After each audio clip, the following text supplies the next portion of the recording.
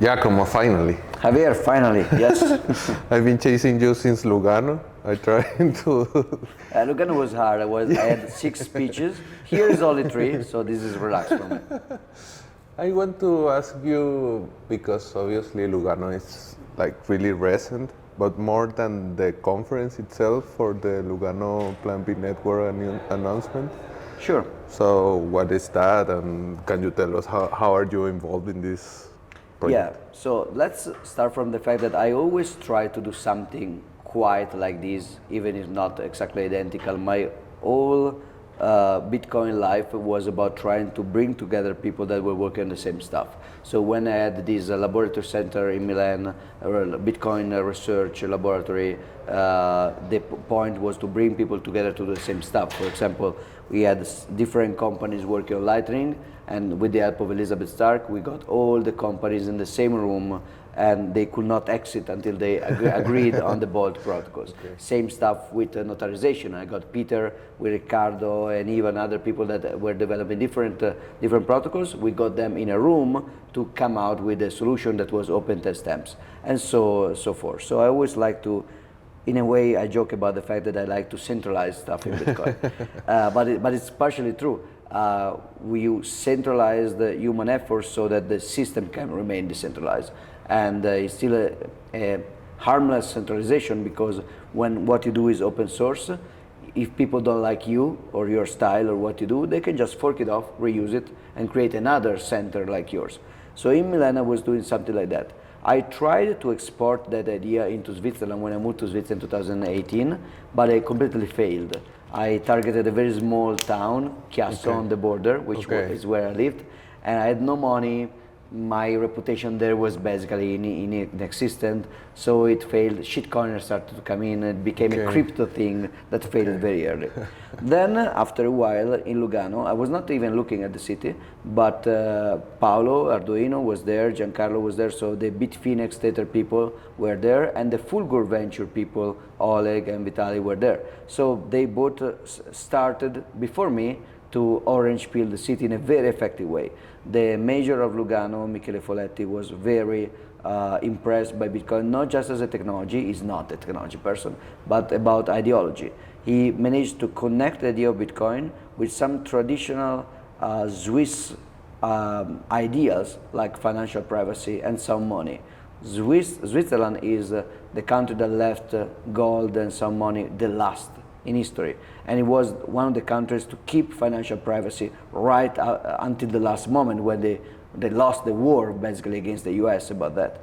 So Bitcoin resonates with Switzerland, and Lugano in particularly was the city that was became the sanctuary for anarchists all over the 19th century and 20th century. So it was a very important place for outsiders, for people thinking differently, so for social plan Bs. And so there was this kind of synergy.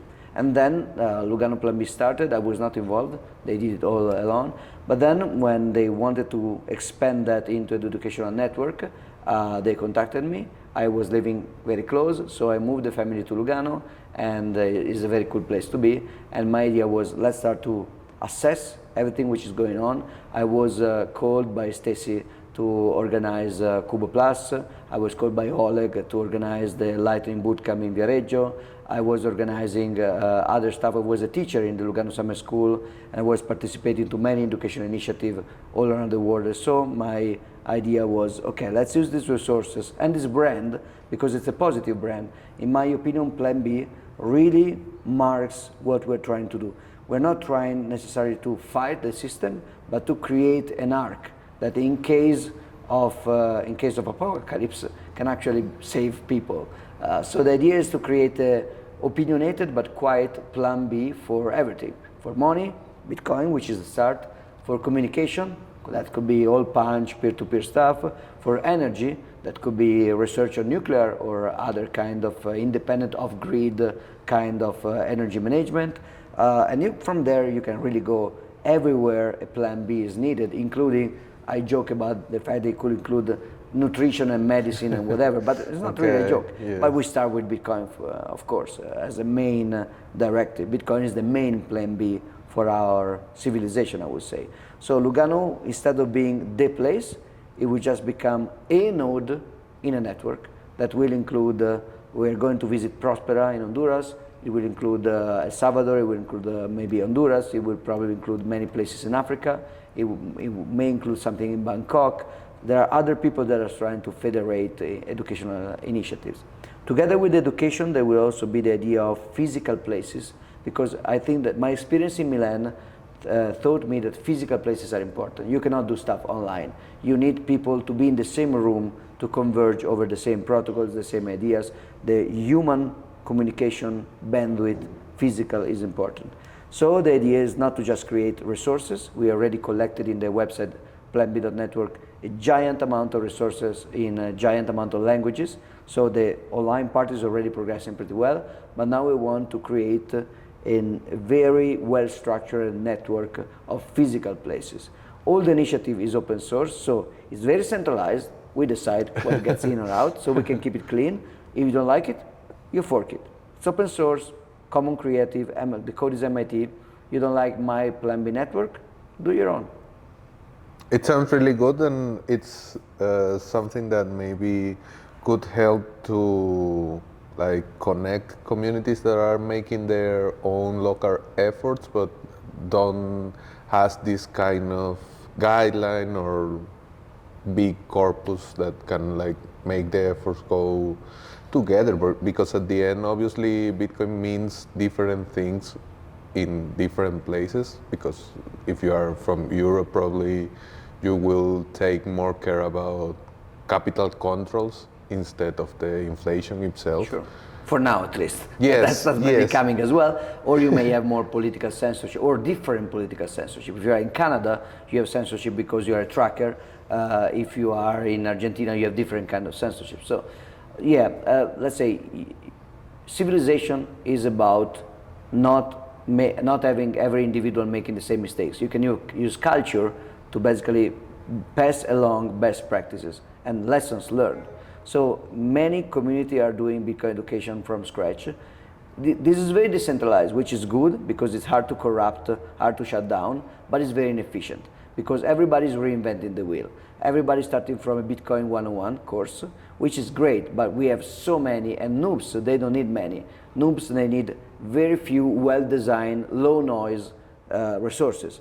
Then when you get more expert and when you want to become a developer in some kind of layer 3 technology, that's where you want choice and where you want a rich spectrum. But when you just start with orange peeling, you want order, you basically want good selection, ontology.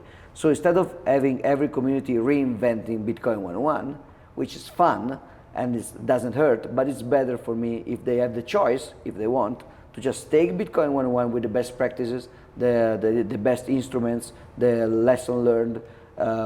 Part of the Plan B website is an educational package that you can just basically download and you just start.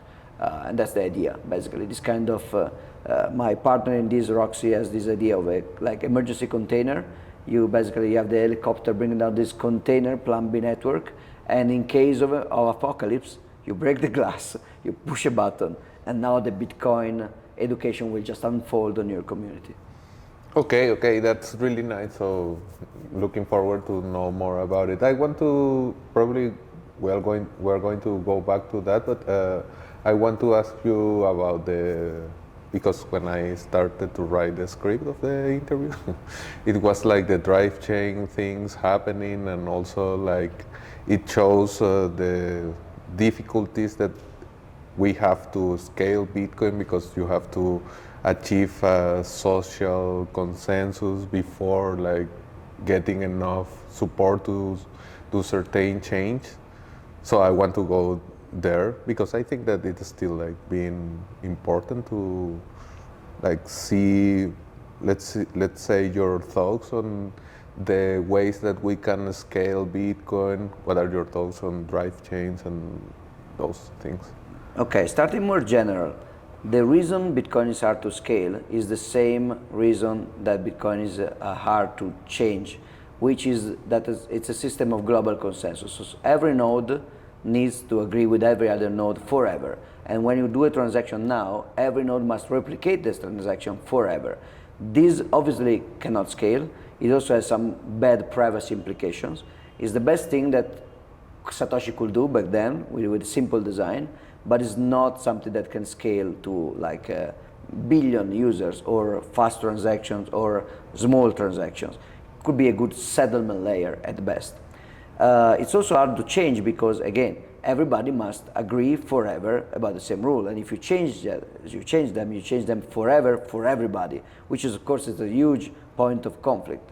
So the idea, the smart idea in Bitcoin was always, it seems like an empty slogan, but it's actually a method, scale of chain, go in layers. So keep this global consensus as a base, and then try to create local consensuses. So we have, instead of giving one UTXO, so one coin to every human being, which is impossible, take one UTXO, one coin, which the global consensus assigned to you, and share it with other people.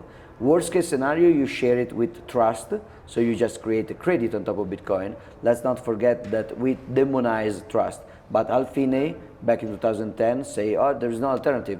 Bitcoin will be just a settlement layer, and on top of that, there will be Bitcoin credit that will be just brought around with trust. Luckily, that's not the only option we have. It is an option, but it's not the only option. We have better options like trustless UTXO sharing. So now we can create a channel that will be shared between me and you. Or we can create a state chain that will be shared between me and you and other people, or an ARC, or a coin pool, or a channel factories, or a hierarchical channel, multi-party, L2 multi-party channel. So we have many options in which the base layer will just give you settlement between these coins, but the ownership of this coin and the control will be shared among people with the protocol that will not be global, but local among these people. This includes the discussion about side chains in a way, and drive chains are just a part of that. So the way forward is scaling off-chain, is scaling in layers. Now the point is how? What is the best kind of off-chain layer? Lightning Network was obviously the winner of the selection process, and for a while it was obviously the selection. It may have been, I admit, overhyped. So we wanted so much to explain that the solution to scaling was off-chain that maybe we as Bitcoiner tended a little bit to oversell Lightning as already perfect. Lightning is a promising idea, so sharing UTXOs and routing across this local consensus is a promising idea, but the current implementation, the current specification are by no means final. Lightning will change drastically. Lightning will be irrecognizable in a few years in the future. So the overselling of the idea created a wave of disappointment, like, we were sold that Lightning was already perfect, zero fee, immediate, instant confirmation, while actually sometimes you don't have liquidity, you don't have the route. Spending is very easy, but receiving is hard. Privacy, if you're a spender, is good, but privacy, if you're a receiver, is still very bad. Onboarding people without an on-chain transaction is hard, because without creating the channel, you cannot enter this sharing mechanism. So all these things are starting to emerge now, and people are reacting, as always, like a pendulum. So this is, 2015, Lightning is vaporware. It was not. It did work. So Lightning is perfect the way it is. It's absolutely always perfect. It always works. Everything is solved. There is nothing left to solve. False. Now there is a swing back, like, oh, Lightning is failed. We are doomed. We have to find new. So since this protocol is not perfect and we have to do a lot of work to fix it, let's move to another protocol which is also not perfect, but is not existent. So instead of fixing what exists and requires a lot of work, let's do some other work to recreate and reinvent the wheel, which is always, obviously, if DriveChain ever existed, now I will enter a little bit into that, they will not start perfect. They will require so much more work than Lightning that already exists and just require fixing and improvement, incremental. Of course, there is a psychological element. Gradually fixing something is hard work and little reward psychologically. Creating a new idea from scratch is always more gratifying from a psychological point of view. Now, DriveChain are an idea that I think it was justified in like 2016, 2017, because there was this idea of sidechain. So we cannot scale the global consensus, so let's create local consensus like sidechains. And these sidechains were imagining just like Bitcoin, but different. And they were imagining with something that Blockstream called an SPV proof. So it was somehow depending on trusting miners, more than Bitcoin on chain. So Paul Stork said, if we are trusting miner already, let's trust them even more, and let's do some simple design. And back then I was a strong supporter of this idea. Like, you trust the miners already, trust them more, keep it clean. Blockstream went in the other direction. We don't want to trust miners, that's bad politically, that's create even more power of centralization in a specific role of Bitcoin, which is already suffering strong centralization pressures. And so we don't want to give even more power to that. We want to go to the direction of a federation. But then many things happened since then, and I changed my position on DriveChain entirely. Now I see the BIP 300-301 campaign as very detrimental to Bitcoin for many reasons. First, the idea of a sidechain itself is a little bit outdated. Now we know that the local consensuses that we want to create, they don't need to look like a blockchain at all. They are not a chain. You need a pool. This pool could be like a channel factory, could be a multi-party L2 channel, a ARC, a dark pool, a state chain. There are many constructs, but not necessarily a copy of Bitcoin.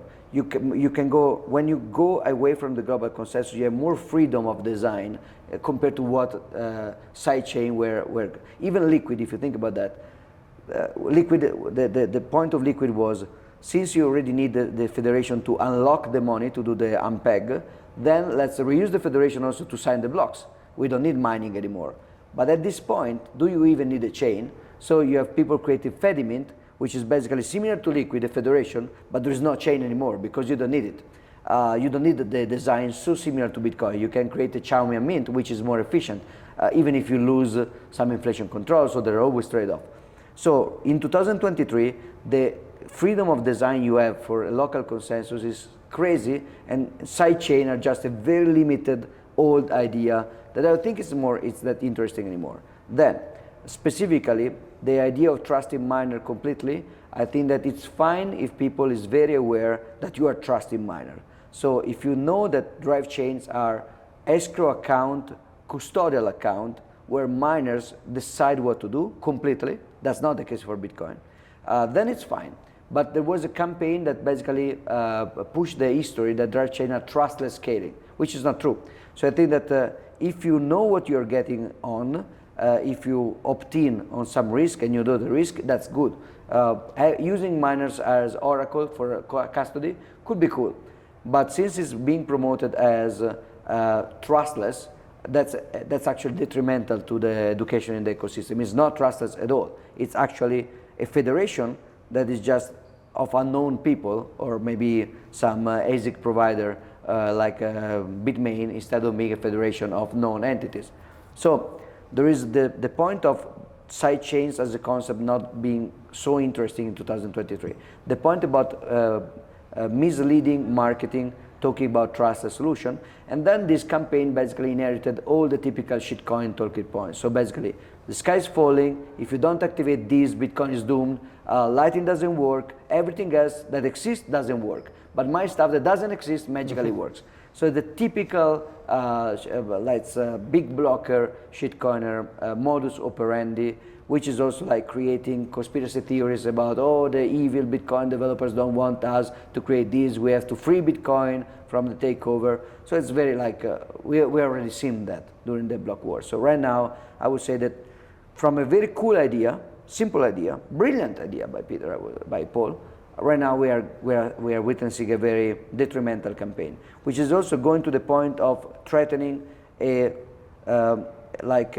forced fork that the users don't need even to be aware about. So like if we convince miner, we can lobby miner, we will do a BIP 300, 301 that you want it or not, which is not true luckily, because there is a way to break non-consensual soft fork, which is just pay a lot of fees to a transaction that breaks that consensus, and eventually some miner will defeat, because miners seek profit. So if you pay them enough, they will defeat and they will break this consensus. But anyway, my answer to you is the general idea of scaling of chain is still the way. DriveChain, I think, turned from interesting idea into uninteresting campaign. Okay, it was a really complete answer now. I have the things that were happening and also like the